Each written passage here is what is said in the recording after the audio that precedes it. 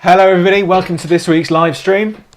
Crazy markets. I think I did say last week what we needed, I think it was the G7 meeting, we needed some more tariff action, didn't we? And that is exactly what we've got in the last couple of hours or so. So President Trump has suggested that Apple should have tariffs of 25% on iPhones, but also threatened the EU with 50% tariffs from the 1st of June. Can you spot on the chart where the announcement may have been made? So the S&P, pretty much 2 hours ago, was trading around 58.25 and then sold off to 57.42. So dropped 80 points on that. So about 1.5%, slightly more than 1.5% in a few minutes. Interesting to see what that means for the rest of today. So gold had a bit of a jump higher.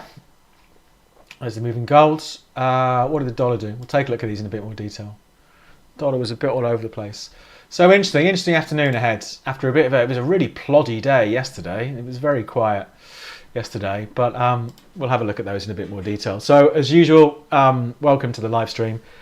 I normally do these every Friday at 2:30 UK time, just as the US market is opening. And how it works is we will have a quick look at the major announcements next week. It's a busy week next week, particularly for US data. And then we'll jump onto the charts, have a look at the major stuff, indices, gold, oil, Bitcoin, a couple of FX pairs, all of that. See where the opportunities might be, what to watch next week. And if there's any stuff you want looking at, if you put it in the YouTube chat, we'll take a look at it once I've been done looking at that. So let's just start things off properly and do a risk warning and stuff. This presentation is only for educational purposes. It does not contain and should not be construed as containing investment advice or an offer of or solicitation for a transaction in any financial instrument. David Jones accepts no responsibility for any use that may be made of these comments and for any consequences that result. You should consider whether you understand how spread bets, CFDs, futures, foreign exchange work, and whether you can afford to take the high risk of losing your money. Trading is risky. Okay, that's that done. Now I haven't put in the main points for next week, so let's have a look on the economic calendar. And the major stuff, the big one, is Wednesday, I think, because we've got the Fed minutes coming out, so that the minutes from the last meeting of the US central bank, so can often cause a bit of volatility depending on how they see the trajectory for interest rates, what their thoughts are on the US economy, all the usual. So that's pretty big. And then on Thursday, an hour ahead of the market open, we've got the US GDP. So how is the US economy doing? Blah, blah. So that, again, of course, is it's a big one. Early hours of Friday, we've got Japanese inflation data. And then on Friday afternoon, my time, we've got US core personal consumption expenditures, which is the Fed's, the central banks, the US central banks' preferred inflation data, I think, is the one it likes. So yeah, that's that. So a lot going on next week. So Wednesday night, I think, is probably the big one. The Fed minutes, and then other stuff on Thursday and Friday. Okay, we'll talk about the WhatsApp group in a minute, but let's take a look. So here we are. We'll start off with the US market. So where did we come into this week for the US? So we had a bit of a gap down on Friday night when the 24-hour market opened, because we had that downgrade of the US, was it the credit rating? Whatever it was, over the weekend by Standard & Poor's. So a little bit of a wobble on Sunday night. But on Monday, it did go on to hit fresh highs for this recovery that's been going since those April lows. Okay, so that was Monday. Drifted Tuesday, lurched a bit Wednesday, very quiet day yesterday, and now we've seen it knocked ahead of the open on President Trump's comments about tariffs. So does it really change anything? I don't know. we've had this great recovery going off the lows. I would argue that is still going. The obvious hurdle are the all-time highs. This is the S&P, the all-time highs from Feb. So what's that? A couple of months ago now, mid-Feb, all-time highs. Interesting to see if this sell-off ends up being a buying opportunity. So if I was thinking about being a buyer now, I think there's a couple of trades. Actually, should we do a trade? I haven't done a trade for a while, have we? Let's do a trade. So this was Sunday night's open. The gap. This is a week last Sunday. So we had 57.15 was the low for last week, and that was set in the overnight market. The market has traded in today's out of hours as low as 57.43. So if we thought, well, actually this sell-off is just a bit of a wobble, and the trend from May is still intact, there's an argument for being a buyer there. Let's have a look at that. Let's do a little trade to spice things up, because you could say the trend looks something like that. Okay, it's fallen out of the trend, but I'd argue it hasn't really taken out any major lows yet. So one aggressive trade, be a buyer with a stop beneath the low set in the last hour and a half because of this tariff stuff. Maybe a more relaxed stop is down at 5,700, but either way, let's get a trade on. It always makes things a bit more interesting, doesn't it? So let's go. Go 5,700. So this is not a day trade. This is a bigger swing trade. Let's do a risk of about 50 quid or so. There we go. So I'm going to buy 0.6 S&P where it's trading now. 5,700 stop. Buy. Done. There we go. Bang. So I think that's an interesting trade for the end of this week, going into next week, assuming those levels hold. Let's see. But I think if we start trading below 57.15, the out of hours low from last week, I think the risk is for perhaps a bit of a deeper sell-off there, and the next levels I'd be looking at the early May lows around about the other side of 5,600. So an interesting, it's an interesting end to the week after what's been a bit of a ploddy week. It feels like at times, but my bet is for at least a little bit of a bounce in the market. Let's see how that all works out. So that's the S&P. Nasdaq, obviously Nasdaq hit as well. But again, I'd make the argument that the big trend is still just about up for the Nasdaq. It hit Monday, Tuesday this week. It hit a fresh recovery high. So I would say it's a bit too soon to call the top. But of course, if you thought, well, do you know what? We've had this massive bounce back off these lows. What I want to do now, I think the top's in. Absolutely valid idea to go short wherever the market's trading now, with a stop. If I was going short looking for a bit of a meltdown from the market, I'd put a stop on the Nasdaq above that high seen this week. So the other side of 21,500. If you thought, well, these all-time highs are not going to get tested again for a while, then going short is another interesting trade up here. So let's see what happens. But an interesting finish to the week. As you can see on the daily chart, it's been a bit of a ploddy week or so. Let's see what that all looks like. Blah blah blah. There we go. What's the Dow doing? Let's have a look at that, because the Dow can sometimes move a bit differently. So the Dow on Tuesday, was that this Tuesday? Yeah. So the Dow, this is the out of hours, traded above 42.8, and we've been down to 41.2 today. So a fair bit of volatility for the Dow. Yeah. Oh, what's happened there? There we go. So, I don't know. Let's see. So for now, I think we'll get a bounce. But I think if we take out, perhaps this afternoon, if we do take out those post-tariff announcement lows, then we could see perhaps a nervous finish to the week with nobody really wanting to hold risk over the weekend. Of course, the pattern recently has been for these tariffs to be announced and then for them to be rowed back on. And put on pause. Let's see how it all works out. There's the DAX, the German index. The DAX hit fresh all-time highs just a couple of days ago on Wednesday, up around 24,160 or thereabouts. Obviously hit as well. Oof, that was a big old hit, wasn't it? So where was it trading? So the DAX was trading. Let's have a look on the 10 minutes.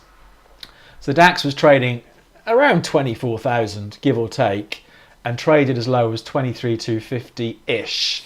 So it lost 750 points. So is that 3%? So the DAX lost 3% in about 40 minutes because of this tariff announcement from President Trump. But again, on the DAX, I don't think I've traded the DAX this week. I had a trade on the DAX that was left over from last week, and I came out of it earlier this week. But on the DAX, it's a market that's at all-time highs. By definition, the trend is up. So at the moment, I would still be a buyer. Perhaps the DAX trade was the better trade rather than the S&P, but whatever. So yeah, let's see how this finishes the day up and what it looks like next week. Yeah, I mean, like I say, maybe we see a bit of a cautious finish to the week, because no one wants to hold over the weekend because of this. But yeah, let's see what happens there. The FTSE again, sort of doing its own thing a little bit, but the all-time highs for the FTSE are up there from 2 months ago, 8,900. It has traded to 8,800 this week. So again, if somebody thought, do you know what, these markets are going to be under pressure throughout the summer, then a longer-term short with stops above 8,900 would be an idea. I'd still be leaning towards we're going to get at least another push higher on the FTSE. But let's see what the rest of today and the week looks like. So that's, it was pretty boring stock markets until about an hour and a half ago. So it has been spiced up a bit since then. Let's see what happens the rest of today. So that's all that done. Let's talk about gold. I was short gold this week. I got stopped out. I did 2 trades on gold this week. One was a slight winner in here. I went short in here and then got profit stopped out. Went short again and it broke. And I should have bought it. I was thinking about buying it Wednesday, thinking about buying it yesterday. Didn't get around to it, blah, blah, blah. And here we are. And the trend I was looking at on gold, the reason I was going short earlier this week was on the hourlies, and the big trend is absolutely up on gold. But on the hourlies, the trend looked like that from the 6th of May. So yeah, I was selling against that, and then it broke, and I thought, right, I need to try and buy a dip now, and I missed that dip, and then I sort of missed the rest of it. But I'd be a buyer of the dip now on gold, in a nutshell. So on the hourly thingy, time frame candle, I think this is the trend from last Thursday now for me. Oh, look, that was almost textbook, wasn't it, yesterday? So for me, I'd be a buyer of golds. I would put my stop earlier this week. If I had bought it, my stop would have gone the other side of 3,200. I suppose a more aggressive stop is maybe 32.75, but that's interesting. Obviously gold has benefited from this tariff shock in the last hour and a half. So interesting to see where gold goes next. But if this trend is going to continue, then I'd be looking for the old all-time highs up there. And obviously the big trend on gold is up. So from a bigger time frame perspective, I'd be a buyer of the dip. But that's an interesting market to watch for the rest of today and going into next week. Gold, silver. Silver's boring. It's just we had a multi-year high in October last year, and it's done nothing since then. So again, I'd argue that the bigger trend is up for silver, absolutely, but it just can't really make much progress. I mean, that was a 12-year high in silver in October, but it's not done anything since then. So it's a bit boring, to be honest, silver. So that's that. Bitcoin, fresh all-time highs this week. The train is leaving the station, or is it? But we did see yesterday Bitcoin hit 112,000, taking out the old highs of about 109,000 from December last year. So that's interesting. The big trend on Bitcoin is up since wherever we take it. If we go back to September 23, so we're 18 months into that. So if I had to do anything on Bitcoin, I'd be a buyer of the dip on Bitcoin. Again, the only question is, where does your stop go? I don't know. I'd probably like maybe the other side of 100,000. Maybe that's not a bad place for a stop if I was a buyer of Bitcoin. So it's only a 10%-ish stop. That would probably be the tightest I would go on Bitcoin at the moment. Of course, if you thought, well, this is a false break and it's all a bit nonsense, then again, going short with stops above that high from yesterday, 112,000 is one idea. So interesting to see what happens, I think, with Bitcoin next week. You know, you could make the argument for fans of the old squiggly lines, the RSI down here. There is bearish divergence on the RSI. Hits a high, the market hits a high, Bitcoin hits a high mid-May, goes higher again this week, but the RSI doesn't. So that can be a suggestion that perhaps the momentum is running out of steam. But let's see what happens. But you know, that breaks are normally positive, breakouts are normally positive. So I'd have to say that's a positive move for Bitcoin. That's that. What else? Oil. I am long oil at the moment. It was doing all right until President Trump starts chucking tariffs around. So I bought oil early. I bought it yesterday, actually. I bought it yesterday in here somewhere. So it's been flip-flopping around. It's probably back to break even. But I had traded it a bit the week before. The trend off these lows, May lows, blah, blah, blah. And then it sort of stalled mid-May. And then it did hit a fresh all-time high this Tuesday. Not all-time high, what are we talking about? A fresh recovery high on Tuesday. And it sold off. So I bought it thinking, oh, I wonder if it'll go back to 64. So I'm in the trade for oil. That trend has absolutely slackened, but I'm wondering, do we have a bit of a move back up to 64? So I'm in the trade with about a $2 stop on that. It's been flip-flopping around, so let's see where it goes. But, you know, big picture view for oil, you could absolutely make the argument that the trend is down, of course, since the Russian invasion of Ukraine. You know, the trend looks something like that. So a big picture view is it's down. If we go back a few years, you know, oil recently touched levels, you know, from like 2014, 10-year low on oil.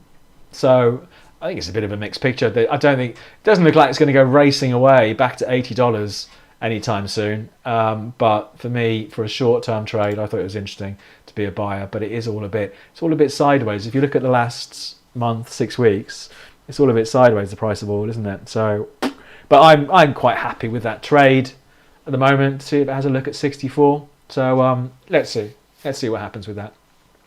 Natural gas. I mean, again, that's been a bit sideways. If you look at it in that sort of time frame, back to December, it's all a bit sideways, natural gas, isn't it? I would say that for me on the dailies that the bias is more up than down. You know, it did hit its best levels in March since December 22.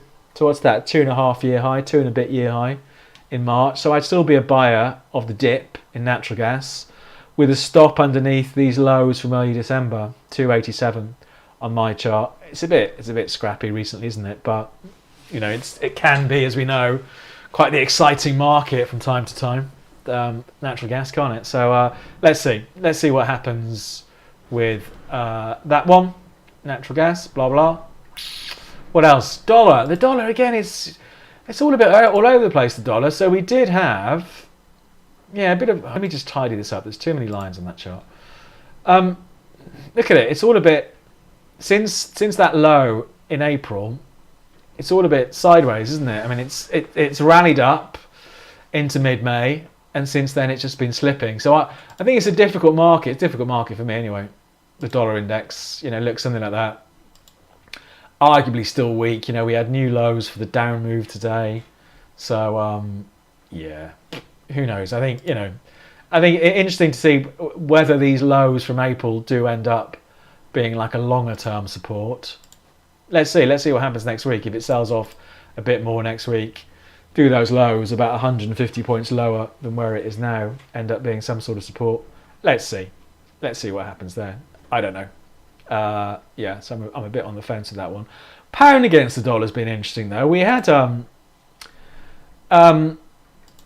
inflation data this week. Inflation in the UK was higher than expected, I think. That was on Wednesday. So that was the move on Wednesday. So it very briefly on Wednesday, pound against the dollar hit its best levels. Hold on a second. Since Feb 22. So we had a 3-year high pound against the dollar on Wednesday. Didn't last very long, sold off, but it's all bubbling around and it's pushed out again. So here we are, just in the last hour. the pound's hit fresh 3-year highs again against the dollar. So I think that's an interesting market for next week. I think because I'd say that the trend. This is on the hourly, so the trend since the middle of May has been up. If I had to do anything, I'd be a buyer, pound against the dollar. I'd have a stop at least the other side of 133.80. But some interesting moves there, I think, in the pound against the dollar. So that could be one to watch next week. Euro dollar, I think, is a bit just blur. But pound against the dollar, I thought was pretty interesting. What's pound against the yen doing? Oh, not that much really. Again, you could say the trend is up, isn't it? What's it look like? Something like that. Interesting. Yeah. So maybe the pound is one to watch next week. So lots to watch, I think. At some of the commodities. Commodities have been a bit boring lately. I think we've had some good runs in the likes of cocoa, but that's given back a chunk over the last few days. Still stuck in its overall range. Coffee has had its moments in the past and has been again a little bit sideways so far this year. Live cattle has been at all-time highs. It's an interesting market. Keeps dipping back and the buyers keep coming back in again. Orange juice. This is interesting. I mean, orange juice had this massive fall from December, going from 554 down to 200, so more than halved and a bit more. And we have, is orange juice trying to build a base down here? I think it's interesting. But then the other stuff is all a bit boring. Wheat is just a bit drifty. Corn, again, nothing very exciting there. So but lots to watch, even though there are still quite a few boring markets. So for next week, obviously for me, stock markets. How does it all settle down, if it does settle down after today? Let's see how that all works out. That's interesting. Gold, because we've had a good run over the last week for the price of gold. So I'd be a buyer of the dip there. Oil, bit scrappy, but I'm currently long. Interesting to see, do we get a bit of a rally back to $64 on oil, and Bitcoin, because it hit all-time highs yesterday. Is this the start of a new trend? Is it a false break? Blah blah blah, all the usual. Let's see. So lots to watch next week, and the rest of today, obviously, after this shock announcement by El Presidente an hour and a half ago. What we'll do now, we'll have a look at the stuff you want to look at. So if there's anything you want looking at, if you put it in the chat. But a quick commercial break. I run a WhatsApp group. I've run it for 2.5 years now. It's a daily update from me in the morning. Interesting markets I'm looking at. I talk about the trades I'm in, if I'm moving the stops. An update in the afternoon when US markets have been open for a bit. Markets I'm watching, trades I'm running. A Q&A, so it's like an ongoing mentoring thing. I don't have all the answers, but I have been doing this for a long time, so I can always give an opinion. And we do a monthly webinar for those in the WhatsApp group, an exclusive webinar. So the last one was a week ago.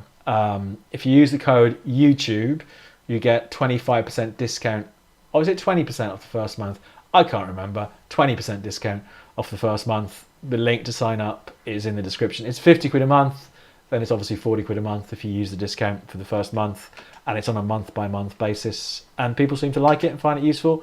I enjoy doing it.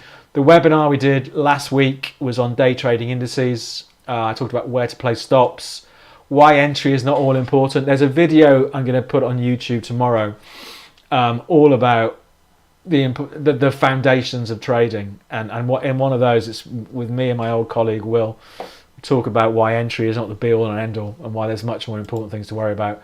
How to quickly decide on a trade was the last webinar as well, managing the position. So again, if you join the WhatsApp group, you'll get access to the recording of that last webinar. So I would say that's well worth a 1 month 20% discounted subscription anyway. Okay, so that's it. If you want to find out who I trade with, go to bit.ly/David Trade. And if you have any questions, feel free to drop me an email, dj@davidjonestrading.co.uk. All right, and all that stuff is in the links down below. Right, there's only one request today, Nvidia. Nvidia got results out next week, haven't they? I do believe. Let's have a look at them. So there's the chart of Nvidia. What do you think? I think their results are out. Is it Wednesday? Wednesday night next week. So that might be interesting. I don't know what I'd do on. I'd probably, if I had to do anything, I'd probably go short Nvidia. How daring is that? Going short Nvidia. I mean, if we look at the big picture trend, yeah, I mean, actually, it is up, isn't it? The big picture trend is up. So that, when's that from? December 22. So that's 2 years, 2.5 years now, nearly, isn't it?